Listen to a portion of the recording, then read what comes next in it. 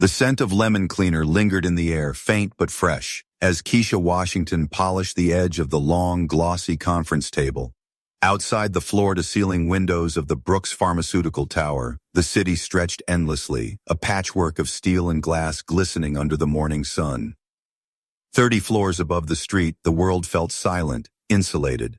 But inside the boardroom, voices clashed in clipped tones, every sentence sharpened by ambition. Kesha had been invisible in rooms like this for years, quiet, efficient, blending into the background like the furniture she dusted. But she never stopped noticing things. People thought she cleaned for a living, but in her mind, the habits of a nurse never faded.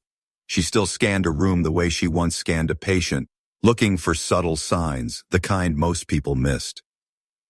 It was then, as she reached to straighten a stack of briefing folders, that she saw him. Richard Brooks, the man himself, billionaire, pharmaceutical king, a man who could buy and sell entire companies before lunch. He was leaning slightly against the table, his knuckles white where they gripped the polished wood. His other hand trembled, not enough for the executives to notice, but enough for her. His words stumbled on the edges, just slightly slurred, as if each syllable had to be coaxed out. She paused, cloth in hand, watching his posture, a stiffness in his movements, a half-second delay before he responded to a question from the CFO. And then, just for an instant, his eyes lost focus, blinking as if trying to remember where he was. Her stomach tightened. She had seen this before, too many times to mistake it for fatigue. These were not the mannerisms of a man just stressed. They were the quiet alarms of something deeper, something dangerous. She waited until the meeting began to dissolve into side conversations. An executive began packing up their laptops. Sliding quietly toward the head of the table, she spoke in a tone she hadn't used in years, the calm, steady authority of a nurse giving necessary instructions. "Mr. Brooks," she said, her voice soft but firm, "you need to see a doctor, right away." The billionaire's head snapped toward her. His phone was still in his hand, a deal halfway through negotiation. His eyes sharp with the kind of irritation only the powerful can afford. He looked at her as though she'd just told him the sky was green. "I'm sorry," he said, a thin smile tugging at his lips. "Are you giving me medical advice now?" He let the question hang in the air, then let out a short, humorless laugh. "What's your background again? Advanced cleaning?" The room chuckled nervously. Someone zipped a laptop bag. Kesha didn't flinch. "I'm telling you," she replied, "something's wrong." He leaned back in his chair, adjusting his cufflinks with slow, deliberate movements. "Let me give you some advice," he said, voice smooth with condescension. "Stick to your chemicals. I'll handle my health, and my company, without the help of janitorial medicine." The remark stung, but she held his gaze for a moment before turning back to her cart. She didn't argue. She didn't have to. Because what she had seen in his face, the slight droop of one eyelid, the tremor in his left hand, wasn't going to be solved with a good night's sleep. And whether he liked it or not, she was going to keep watching. She knew, with the cold certainty only experience can bring, that the man who thought he controlled everything was standing on the edge of something he couldn't negotiate his way out of, something that might already be counting down inside his skull. And Kesha Washington had just made the unspoken decision that she was not going to let him die, no matter how much he despised her. The bus ride home that evening rattled through the city's tired streets, headlights bouncing off cracked storefront glass and rain-darkened pavement. Kesha sat near the window, her cleaning uniform still crisp but faintly scented with bleach. Her fingers rested against her tote bag, where her worn leather notebook lay tucked away. She'd bought it back when she was still a nurse, using it to record patients' vitals, notes on treatment progress, and the quiet details other staff often overlooked. Now, she used it for something else, documenting the lives of strangers who didn't know they were patients. She stared out at the blur of streetlights, but her mind drifted to the past, to the sharp smell of antiseptic and the low hum of monitors in the neurology wing of Metropolitan Hospital. 15 years. 15 years of lifting frail bodies, comforting families, catching diagnoses before the charts ever told the doctors. Her name used to carry weight in that building. Colleagues would call her in for a second opinion before a specialist. And then came the night she opened her mouth. She could still see the meeting room, the cold metal table, the fluorescent light buzzing overhead, the faces of the hospital board staring at her like she'd just committed a crime. She had dared to put in writing what she had seen for years. Black patients being given lower doses of pain medication than white patients with the same conditions. She had documented 200 pages of proof, and in the middle of it all was Dr. Mitchell Barnes, the hospital's golden boy and a personal friend of the CEO. The first time she called it racism, she saw the shift in their eyes. No one wanted that word in the room. From that day, her fate was sealed. It started with whispers, claims she was emotional and difficult to work with. Then came the accusation that she'd violated medication protocols and infracted routine on they could never quite prove, but which was enough to strip her license. 6 months later, she was out of a job, her reputation shredded beyond repair. Her stomach still clenched when she thought about her last day. Dr. Barnes leaning against the nurse's station with a smile that didn't reach his eyes. "People like you always think the world owes you something," he had said. "Maybe it's time to accept some places just aren't for you." She'd taken cleaning work because bills didn't care about dignity. And though the uniform had changed, her mind hadn't. Every streak she wiped from glass, every desk she straightened, her eyes kept scanning for what was wrong, what was off, the small shifts in posture and tone that spoke louder than words. Richard Brooks had no idea that the woman he'd humiliated today had once been the person families trusted when their loved ones' lives hung in the balance. He didn't know that the way his left hand trembled wasn't just something she noticed. She recognized it, down to the grim list of conditions that could cause it. As the bus pulled to her stop, Kesha's reflection in the window caught her eye. She didn't look like a nurse anymore. But she still was one. Deep down, under the bleach and the dust, the training and the oath were still there. She stepped into the damp night air, the weight of what she'd seen pressing heavier than her cleaning supplies ever could. Somewhere 30 floors above the city, a man worth billions thought he was untouchable, but she knew better. The signs were already there, and signs, if ignored, had a habit of becoming endings. The elevator doors slid open to the private top floor of Brooks Pharmaceutical Tower, where the carpet was so thick it muted footsteps and the air carried the faint, sterile scent of wealth. This was Richard Brooks's kingdom, a place where the city's noise could never touch him, where every wall gleamed with framed magazine covers, declaring his genius, his dominance, his unshakable place at the top. Richard stood in his office, phone pressed to his ear, his tone sharp and impatient. His voice filled the room like a storm, not shouting yet, but laced with the kind of controlled fury that could ruin a career with a single sentence. "Tell them," he said, enunciating every word. "If they don't agree to our terms, we'll find someone else. And remind them exactly who they're negotiating with." The skyline stretched out behind him, a glittering testament to his empire. He wore a charcoal suit that probably cost more than most people's monthly rent, his tie perfectly knotted, except today, she noticed, it wasn't quite straight, just slightly off-center. The image of invincibility was one he'd curated for decades. Richard Brooks was the man who could work 20-hour days, fly to 3 continents in a week, and still close a deal over dinner without breaking a sweat. He was the man who, according to every profile ever written about him, didn't make mistakes. But the truth was already seeping through the cracks. Margaret, his wife of 25 years, had noticed the changes first. He'd come home from work and tell her about a meeting they'd had 2 days ago as if it were scheduled for tomorrow. He'd grow irritated at the smallest things, snapping at her for forgetting details he'd never actually mentioned. And then there were the moments when he would pause mid-sentence as though the word he needed had just stepped out of the room. Their daughter, Jessica, a final-year medical student, had gently asked him one night when he'd last had a complete checkup. He'd laughed, short, dismissive, almost offended. "Checkups are for sick people. I built a pharmaceutical empire, Jess. I think I know my own body." The truth was, Richard didn't believe in weakness. Not in business, not in himself. His philosophy was simple. Keep moving, keep building, and nothing can catch you. The idea of vulnerability was something he reserved for other people, the kind who ended up working for him, not standing at the head of the table. That's why when Kesha spoke to him the way she had the day before, it rattled something deep in him, not that he would ever admit it. Her eyes had been steady, her tone confident, not the deferential murmur he was used to from staff. She'd looked at him like she knew something about him he didn't. And Richard Brooks did not like being on the weaker side of any equation. Still, he brushed it off. A cleaning lady with a savior complex. Maybe she wanted attention. Maybe she thought she was clever. Whatever it was irrelevant. He had bigger things to worry about. But as he ended his call and glanced at the notes on his desk, he realized he couldn't quite remember the name of the client he'd just spoken to. It was there, somewhere.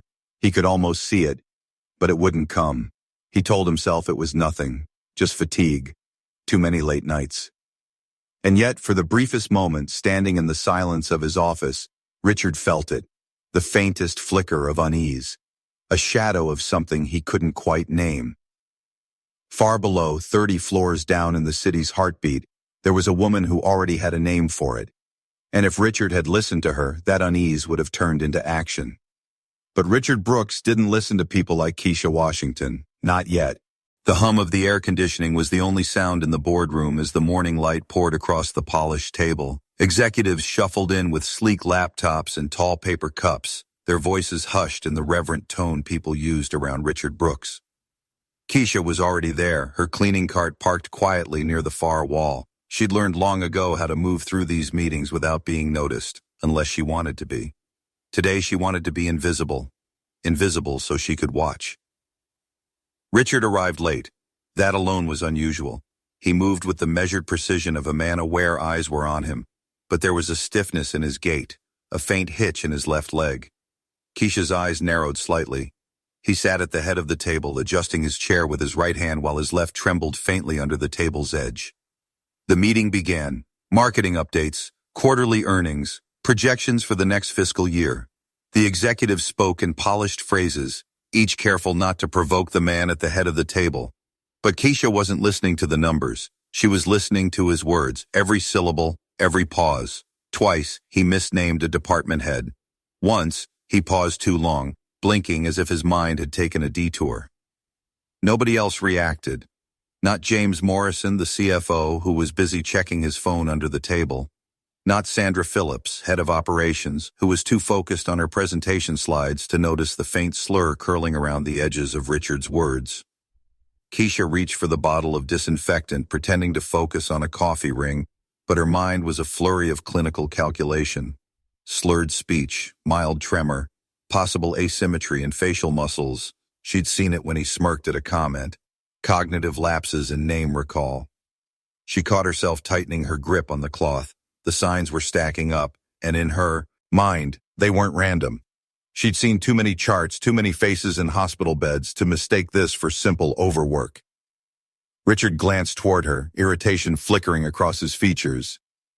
"Do you mind?" he said sharply, his voice cutting through the room. "You're making more noise with that spray bottle than the quarterly report." Kesha kept her tone neutral. "I'll be done in a moment, Mr. Brooks." "Make it quick," he muttered. "You're a janitor, not part of the meeting."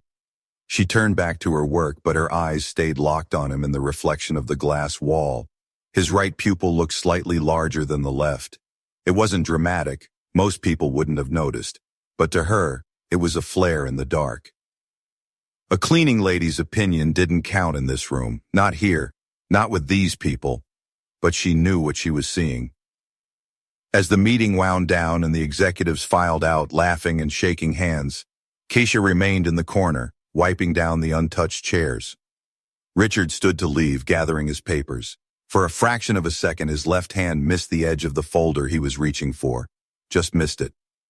He glanced at her again, almost as if he could feel her watching. And in that moment, Kesha knew. He didn't just need a doctor. He needed someone to notice before it was too late. And if nobody else would, she would. Even if it meant being the only one in the room willing to see him for what he was, a man on the edge of something dangerous. The parking garage under the Brooks Pharmaceutical Tower was dim and echoing, the concrete walls carrying every sound like whispers down a long hallway. Kesha's shift had ended an hour ago, but she wasn't ready to go home yet. Her mind was restless, her notebook heavy in her bag. She needed air, real air, not the recycled chill of the tower's ventilation system. She was leaning against a pillar, scrolling through bus schedules when she heard the sound of a shoe scuff. A woman's voice followed, warm but curious. "You were a nurse," the woman said, not as a question, but as fact. Kesha turned to find a tall, elegant figure stepping into the light from between two parked cars. Silver curls framed a face lined with experience, and her eyes, sharp, assessing, had the unmistakable calm of someone used to making life-or-death decisions. "I was," Kesha replied slowly, waiting for the inevitable follow-up. "What happened?" But it didn't come. The woman extended her hand. "Patricia Williams, neurologist. 30 years in practice before I decided I liked setting my own hours." Her handshake was firm, not the limp courtesy Kesha often got from executives on their way past her. Kesha felt her guard shift slightly. "Kesha Washington," she said. "Cleaning crew. These days." Patricia smiled knowingly. "Once you've trained your eyes to see what's wrong with people, you never stop. Doesn't matter what job you're doing." That simple truth cracked something open in Kesha. For weeks, she'd been carrying her observations about Richard Brooks like contraband, unable to share them with anyone who would believe her. Now, here was someone who might. "There's a man," she began carefully. "My boss, well, technically not my boss, but the CEO. He's showing signs." Patricia tilted her head, interest peaked. "What kind of signs?" Kesha glanced around the garage, empty except for a few parked cars and the distant hum of the exit ramp. She dropped her voice, slurred speech, left-hand tremor, pupil asymmetry, cognitive lapses, names, dates, a stiffness in his left leg when he walks. Patricia didn't even blink. Brain tumor, aneurysm, progressive neurodegenerative disease, could be any of them. Whatever it is, he needs imaging yesterday. Kesha's breath caught. "You see it too." "I hear it," Patricia corrected gently. "You've just described the early progression of several dangerous conditions. You're sure about what you've seen?" Kesha opened her bag and pulled out the leather notebook, flipping to the pages she'd been filling for weeks. Each entry was precise, time-stamped observations, notes on duration and intensity, sketches of posture changes. Patricia studied the pages with the quiet concentration of a surgeon in the operating theater. "This is meticulous," Patricia said finally, "and damning. If you handed this to the right physician, it would be enough to order immediate tests." "Except no one will listen to me," Kesha said flatly. "Not the executives, not him. To them, I'm just the cleaning lady who's overstepping." Patricia met her eyes, and there was steel in her voice when she spoke. "Then we'll make them listen. The trick is knowing who to talk to, who can't afford to ignore you." For the first time in weeks, Kesha felt the spark of a plan forming. She didn't know exactly how they'd pull it off, but she knew one thing for certain. Richard Brooks's clock was ticking, and if he wouldn't save himself, someone else would have to do it for him. Patricia closed the notebook gently and handed it back. "You've done your part. Now, let's make sure this man doesn't die from his own arrogance." The Brooks family mansion sat on a hill that overlooked the city like a watchful monarch. Its white stone walls caught the last light of the setting sun, and the long driveway curved through manicured hedges that looked like they had never known imperfection. Inside, the air smelled faintly of polished wood and expensive candles, a curated comfort that said everything about the lives lived here. Margaret Brooks stood in the kitchen, a glass of wine untouched on the counter beside her. Her eyes were on the envelope in her hands, plain, unmarked, heavy with something more than paper. The courier had left it less than an hour ago. She slid it open with a knife, unfolded the pages, and began to read. It wasn't a letter in the traditional sense. It was a report, detailed, clinical, unnervingly precise. Each line described a symptom she had already noticed in her husband: tremors in the left hand, delays in response time, episodes of visible disorientation. Every observation was time-stamped, dated, and written in a voice that knew exactly what it was talking about. Whoever had written this wasn't guessing, they were documenting. Margaret read it once, then again, slower this time, her throat tightening with each page. By the third read, she was whispering the words under her breath. Progressive neurological symptoms, impaired coordination, Episodes of temporal confusion. The paper trembled in her hands, and not from the chill in the room. She had tried for weeks to get Richard to listen. She had told him he seemed different. She had pointed out the forgotten meetings, the misplaced names, the bursts of anger over nothing. Every time he brushed her off. "You worry too much," he'd say, or, "Maybe you're the one who's forgetting things." She set the letter down and closed her eyes. Her nursing training, buried under years of marriage and motherhood, rose to the surface like a long-forgotten instinct. She knew the language. She knew the implications. This wasn't stress. This wasn't fatigue. This was the slow and quiet march of something that could take him from her without warning. Her gaze drifted to the bottom of the last page, where a single line broke the otherwise clinical tone. "I am telling you this because I have seen these signs before. I am telling you this because he will not listen to me." Margaret frowned. He will not listen to me. Who was this? She scanned the pages for a signature, but there was none. Only handwriting, steady, confident. And then it struck her. Whoever wrote this saw him often enough to notice changes day by day. She thought about the office, the people who were always there. Most of them had titles, executive, director, manager, but maybe it wasn't one of them at all. She read the letter one more time, each word sinking deeper. The clinical detail was the kind you didn't learn from a book alone. This was someone trained, someone who had once lived in the world she used to live in, where a missed symptom could mean a funeral. Margaret folded the pages carefully and tucked them into her desk drawer. Her hands had stopped trembling. Her mind was already moving toward the next step. Whoever this person was, they were right about one thing. Richard wasn't going to save himself. And if he wouldn't listen to them, maybe, just maybe, he would listen to her. The rain started just after midnight, soft at first, then hard enough to drum against the mansion's windows like impatient fingers. Margaret sat in her study, the letter spread open in front of her, its stark black ink catching the warm lamplight. She'd read it so many times now that she could recite entire lines without looking. But it wasn't the words that kept her awake. It was the urgency behind them, the feeling that time was narrowing around her husband like a tightening noose. She knew Richard. She knew how to read him, even when he thought he was hiding. His entire empire had been built on the illusion of control. If he sensed she was trying to force him into a doctor's office, he would push back harder. No, getting him help would require something different, something that made refusal impossible without shattering the image he guarded so carefully. That's when the idea came to her. The plan wasn't elegant, but it didn't need to be. It needed to corner him in the one place where pride wouldn't let him walk away, in front of the people whose respect was his currency. She called James Morrison first. The CFO answered groggily, but when she said she wanted to arrange a succession planning meeting at the mansion, he perked up. She dressed it up in the language of business, strategy, continuity, long-term stability. By the end of the call, he was intrigued. Sandra Phillips was next.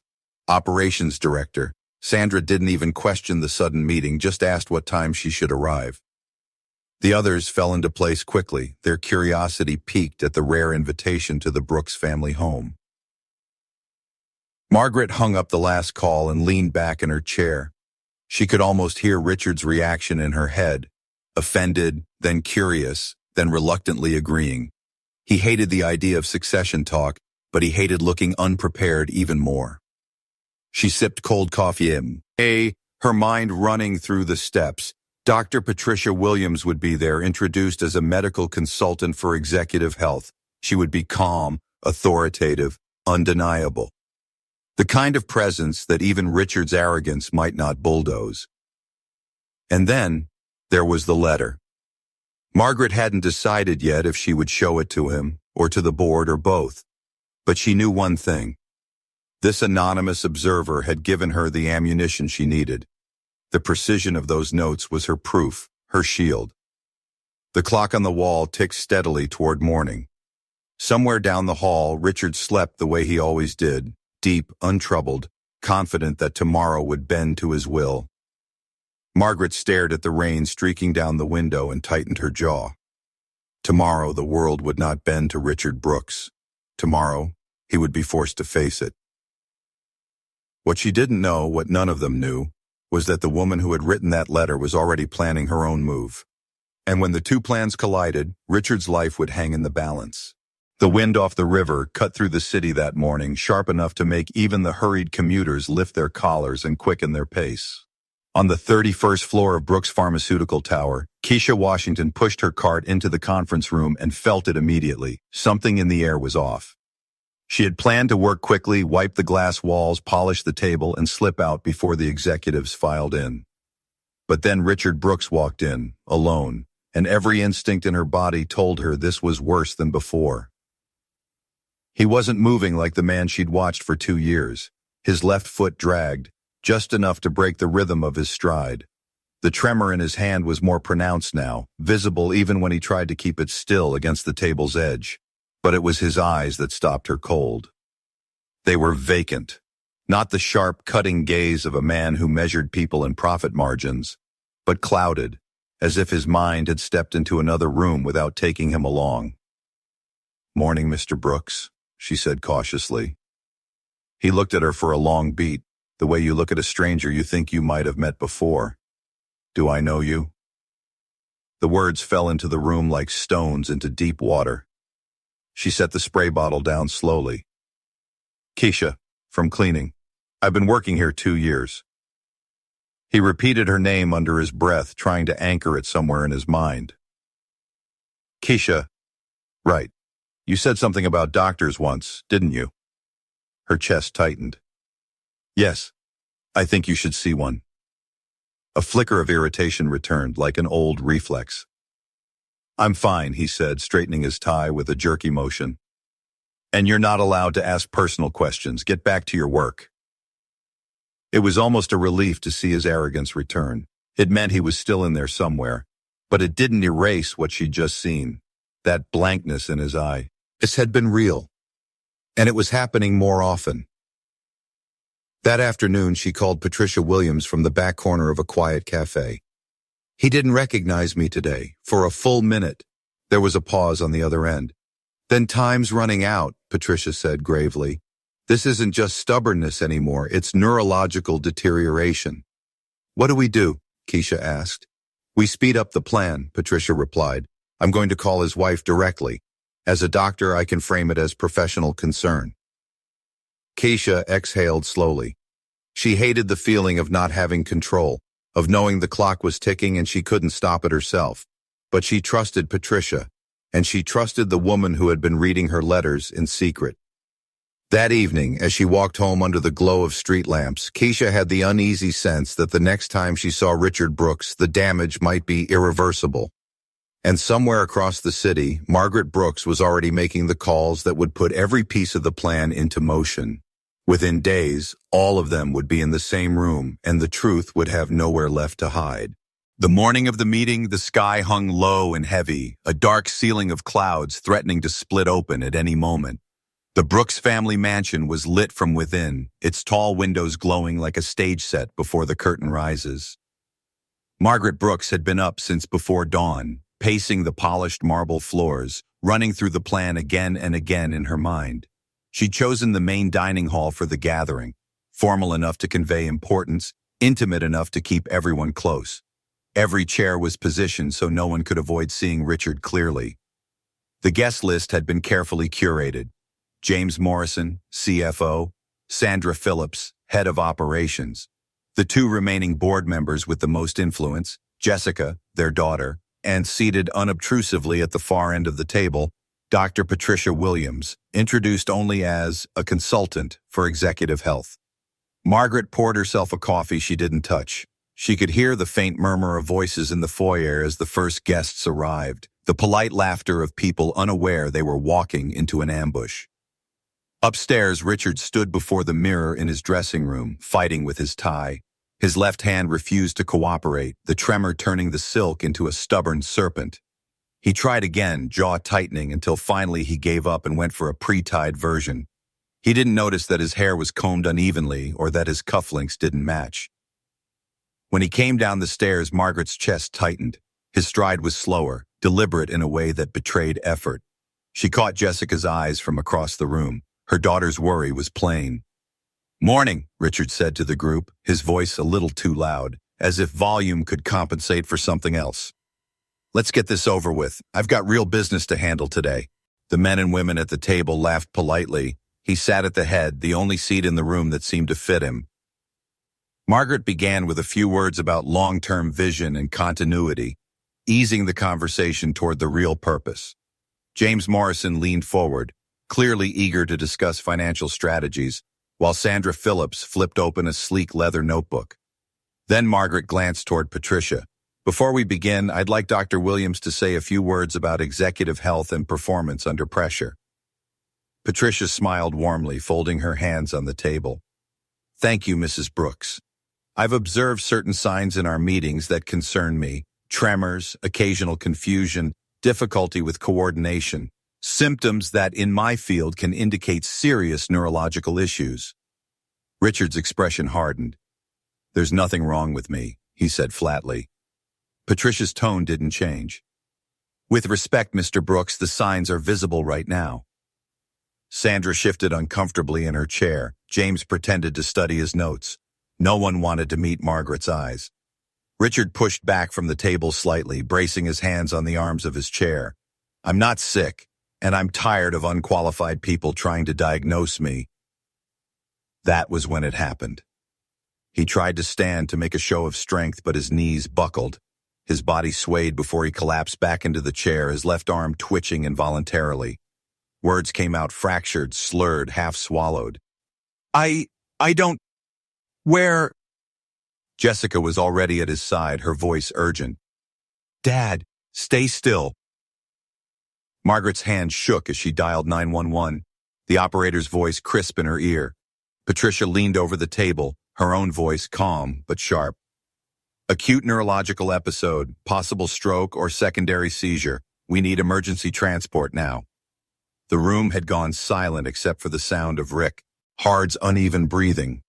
The people who had spent years treating him as untouchable now looked at him with something else entirely: fear. And in that frozen moment, no one yet realized that somewhere, just a few miles away, the woman they had all overlooked had been preparing for this very day. The rain had started again by the time the ambulance lights painted the mansion's driveway in urgent red and white. Inside, the dining hall still felt heavy with the silence that had followed Richard's collapse. The sharp scent of spilt coffee lingered on the table where his hand had knocked over the cup, a dark ring seeping into the linen. Margaret stood just outside the room, speaking in low, controlled tones to the dispatcher while Jessica knelt at her father's side. Richard's breathing was ragged, his eyes darting with the confused desperation of a man trying to hold on to something slipping away. Patricia stayed by him, her calm presence a strange contrast to the tension in the air.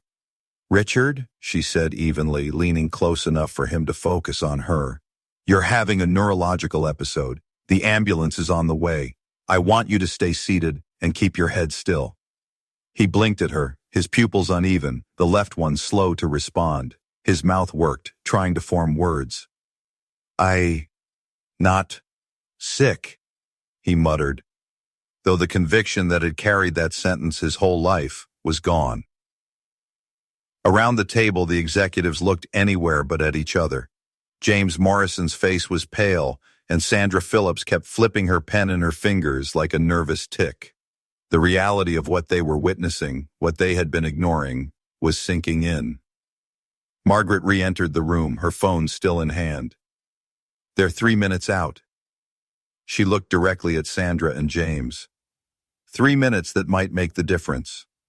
Patricia nodded to Jessica, who took her father's hand, murmuring quietly as if the sound of her voice might anchor him.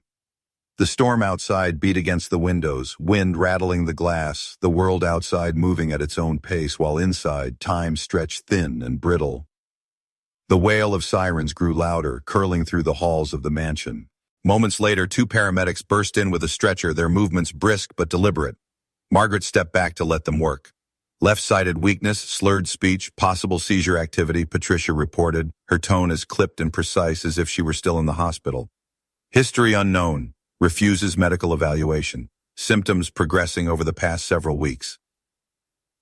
One paramedic knelt beside Richard, shining a penlight into his eyes. The other prepared the stretcher. "We need to get him moving." And then, just as they were securing him, Margaret's phone buzzed in her pocket. She glanced at the screen and froze. An unknown number. Against her better judgment, she answered.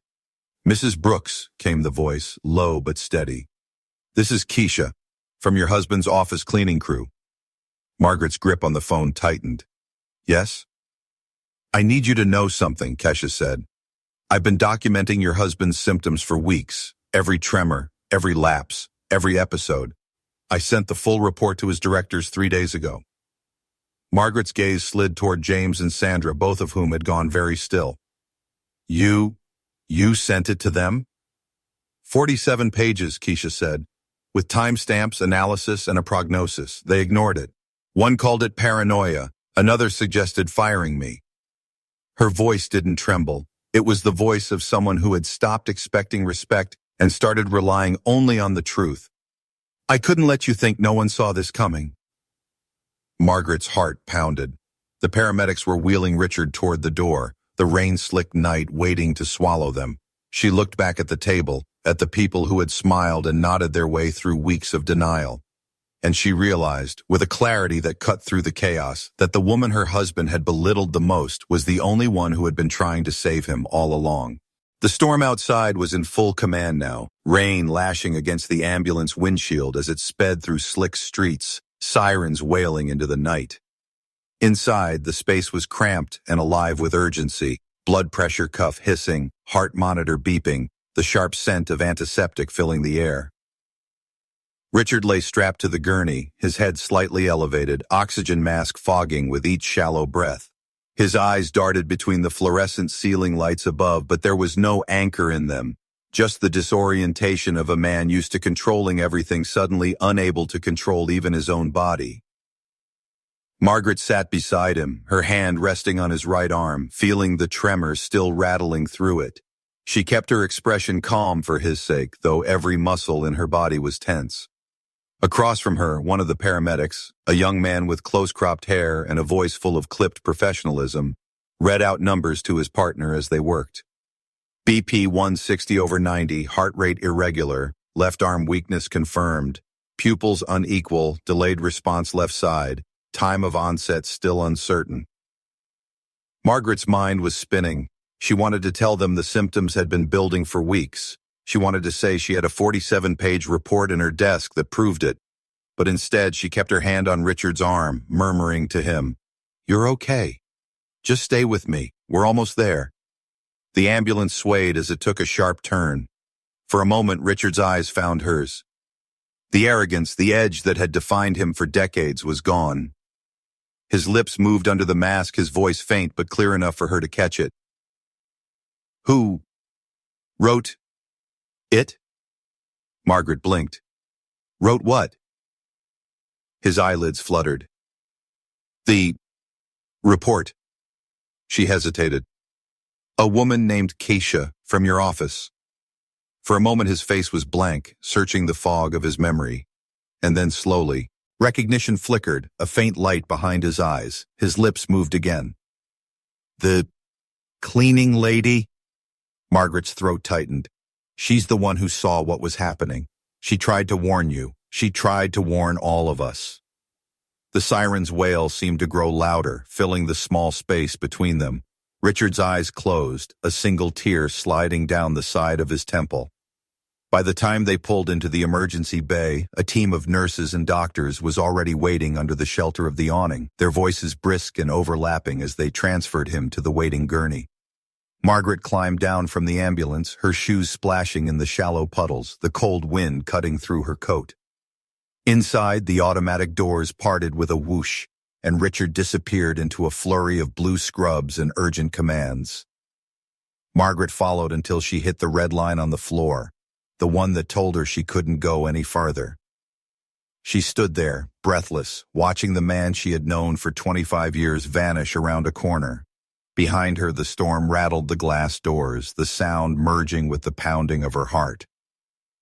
And somewhere across town, Kesha Washington sat at her small kitchen table, her leather notebook open, her pen resting on the final line she'd written. If nothing changes, the next episode will not give him another chance. She didn't know yet that tonight had been that episode, and that because of her, he still had a fighting chance to see another sunrise. The waiting room smelled faintly of stale coffee and industrial cleaner, the kind of sterile limbo where time seemed to slow to a crawl. Margaret sat in one of the stiff-backed chairs, her coat draped around her shoulders like armor. Every so often her phone buzzed, messages from board members, family friends, even the driver, each variation of the same question. How is he? She ignored them all. Her focus was on the double doors that led to the restricted wing, the ones that had swallowed Richard an hour ago. Every few minutes she'd catch a glimpse of movement through the narrow glass panel, a nurse pushing a monitor, a doctor conferring with another, but none of them were him. Her phone buzzed again, this time with a number she didn't recognize. She almost didn't answer, but something in her gut told her to. "Mrs. Brooks?" The voice was calm, steady. "Yes, this is Margaret. It's Kesha Washington. I work on the cleaning crew at your husband's office." Margaret sat forward, her pulse quickening. "I know who you are. You sent me the letter." There was a brief silence on the other end, as though Kesha hadn't expected to be recognized. "I sent it because I didn't know how else to make someone listen. I've been documenting his symptoms for weeks, tremors, memory lapses, the changes in his speech. I sent the report to James Morrison and Sandra Phillips 3 days ago. They ignored it. James called it paranoia. Sandra suggested I should be removed for overstepping." Margaret's stomach turned cold. She looked around the empty waiting room, lowering her voice. "They knew, and they said nothing?" "Yes," Kesha said simply. "But I couldn't let it go. I saw what was coming. I've seen it before in my years as a nurse." That last word made Margaret's breath catch. "You're a nurse?" "I was," Kesha said quietly. "For 15 years, before the hospital ruined my career over a fabricated case. Now I mop floors, but I haven't forgotten what I know. I saw your husband was in danger, and I wasn't going to let my uniform decide whether my knowledge mattered." Margaret pressed a hand to her temple. All those weeks of worry, the arguments at dinner, the late nights replaying moments in her mind. She could have had this proof, this ally, so much sooner. "Kesha," she said softly, "you may have saved his life tonight." "I didn't do it for him," Kesha replied. "I did it because that's what I was trained to do. Save lives, even if the person doesn't think they need saving, even if they don't respect you." Before Margaret could respond, the double doors opened, and a doctor in green scrubs approached, clipboard in hand. "Mrs. Brooks, we've confirmed a slow-bleeding brain aneurysm. He's stable for now, but he'll need immediate surgery." Margaret's eyes stung, but she held herself upright. "Do whatever it takes." The doctor nodded and left, disappearing back into the maze of hallways. Margaret put the phone back to her ear. "Kesha, if you hadn't kept watching him—" "You don't need to thank me," Kesha said, her tone unshaken. "Just make sure they can't pretend they didn't know anymore." Margaret looked at the doors, feeling the weight of every ignored warning, every dismissive laugh. "Oh, believe me," she said, her voice sharpening. "I won't let them forget." The hours after the diagnosis blurred into a haze of surgical prep, hurried consultations, and the low hum of machines that filled the corridor outside Richard's room. Margaret stood just outside the door, watching as nurses adjusted IV lines and prepped monitors. The sterile light made Richard look older, smaller somehow, stripped of the invincibility he wore like a tailored suit.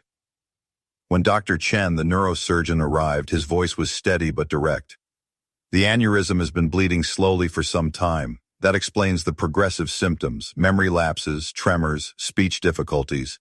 If it ruptures completely—" He let the sentence trail off, his expression making the words unnecessary. "We're scheduling surgery for the next hour. It can't wait." Margaret nodded, feeling the weight of the moment press against her chest. "Will he make it?" Dr. Chen's answer was measured. "If we'd waited a few more days, I'd be having a very different conversation with you. Tonight, he has a strong chance." A strong chance. It wasn't a promise, but it was enough to cling to. Inside the room, Richard lay with his eyes half open, as if drifting in and out of consciousness. Margaret took his hand, noticing how much cooler it felt now. "They're going to fix this," she said softly. "You're going to be okay." His gaze drifted to her, unfocused, then sharpened slightly. "The letter," he murmured, the oxygen mask muffling his voice. "Yes," she said. "It was from Kesha, the cleaning lady." A faint smile, or perhaps a grimace, pulled at his mouth. "She saw it? She saw everything. And she told you. You just didn't want to hear it." He closed his eyes, and she wasn't sure if it was from shame or exhaustion. "Tell her," his voice faltered. "Tell her I'm sorry." Margaret squeezed his hand. "You can tell her yourself when this is over." The surgical team arrived moments later. Our flum, hurry of blue scrubs and clipped instructions. As they wheeled him out, Margaret followed until she reached the doors marked "Authorized Personnel Only." She stood there watching until he disappeared, then let herself sink into one of the chairs against the wall. Her phone buzzed in her pocket. A text from an unknown number. "They're taking him in now?" Margaret didn't need to guess who it was. She typed back, "Yes. They said if we'd waited any longer, it would have been too late."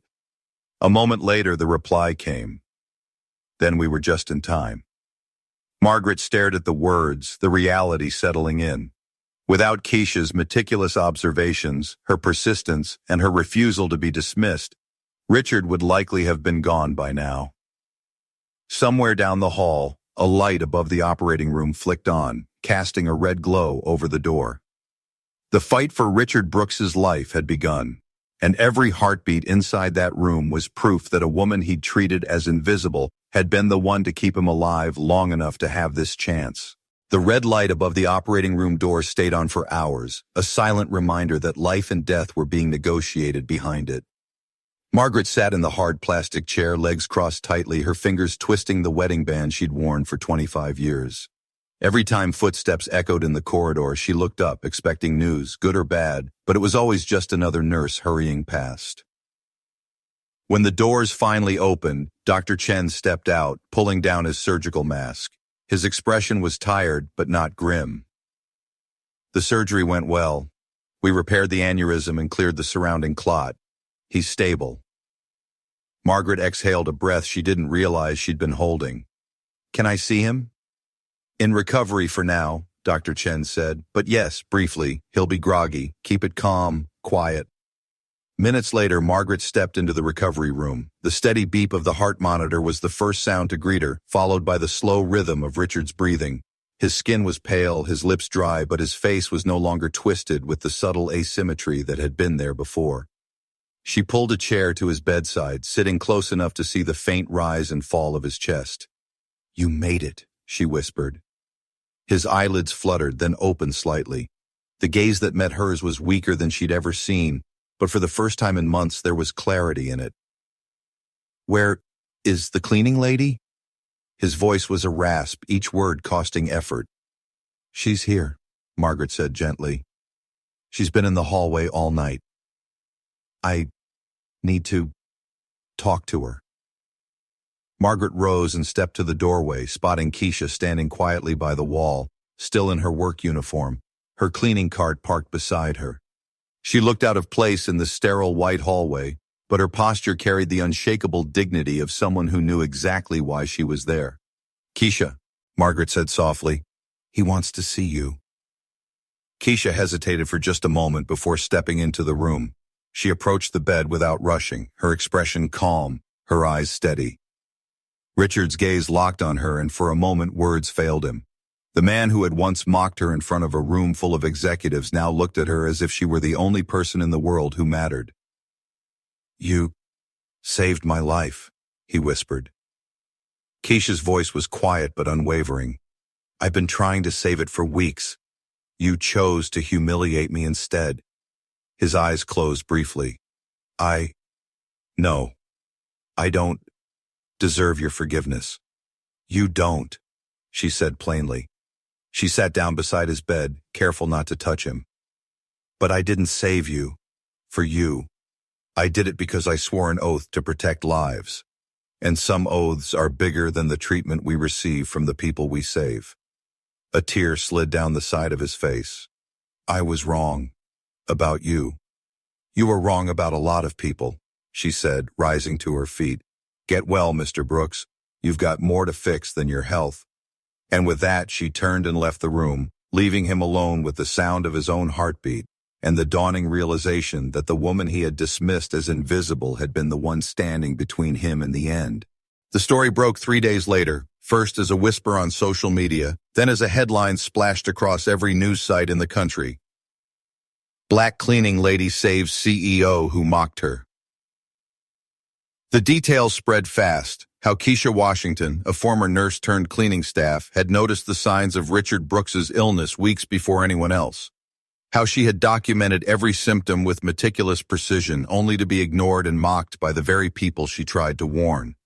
How the executives had not only dismissed her warnings, but discussed firing her for inappropriate behavior. Margaret hadn't told the press, but she hadn't stopped it either. By the time Richard was moved from the ICU to a private recovery suite, the world outside was on fire with the story. News vans lined the street outside the hospital. Commentators on morning shows called Kesha a hero hidden in plain sight.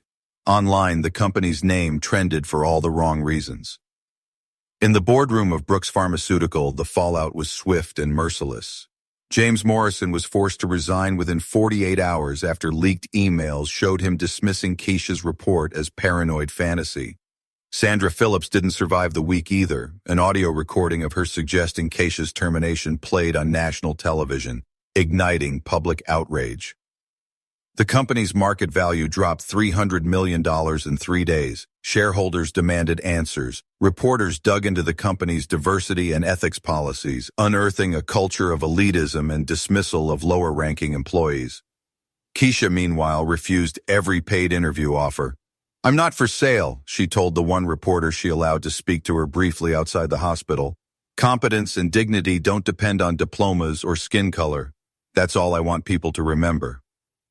Inside his recovery room, Richard saw it all. Every headline, every news said, Egmont, every viral post. The humiliation was public, raw, and relentless. And for the first time in his life, he didn't try to control the narrative. He sat in bed, watching footage of Kesha walking down the hospital corridor in her uniform, head held high, and felt something new settle in his chest. Gratitude mixed with a shame so deep it burned. Margaret came in one morning with a copy of the New York Times. The front page carried a photo of Kesha, not smiling but resolute, the caption reading, "The woman who refused to be invisible." Margaret placed it on his lap. You know, she said quietly, you're alive because she wouldn't let your arrogance be the end of you. Richard traced the edges of the photograph with his fingers. I know, he said. His voice was low, but it carried the weight of something irrevocable. The question is, what am I going to do with that? Outside, the protests and cameras would eventually fade. The market would recover. But for Richard Brooks, the story was no longer about public image. It was about the woman who had stood her ground while he stood on the edge of his grave. And that was a debt no amount of money could ever repay.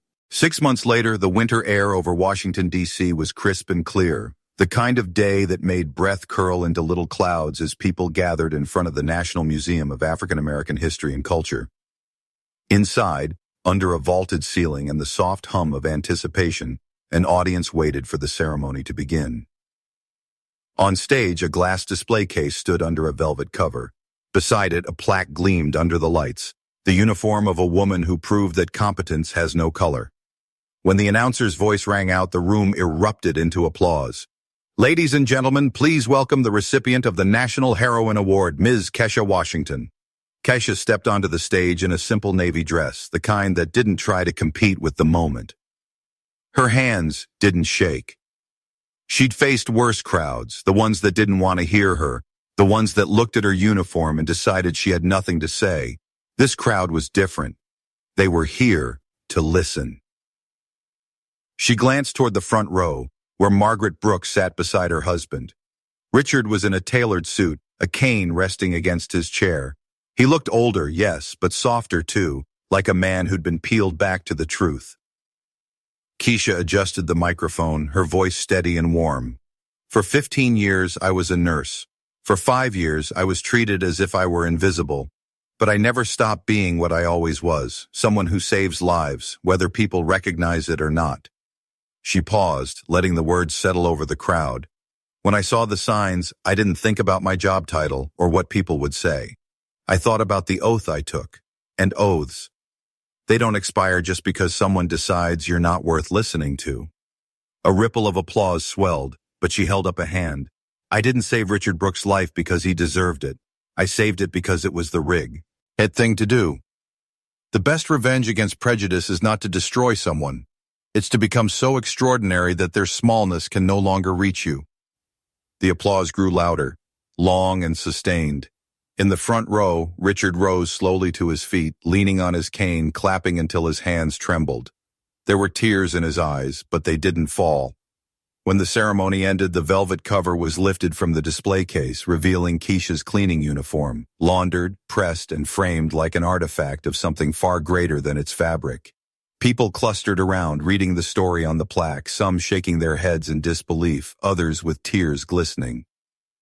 In the quiet after the crowd began to disperse, Richard approached her. "You were right," he said simply. "I know," Kesha replied, her tone gentle but firm. "I'll spend the rest of my life trying to be the kind of man who deserved what you did for me." She studied him for a moment, then nodded. "Just make sure no one else has to fight that hard to be heard." As Richard walked back to Margaret, Kesha stood before the uniform in the glass case.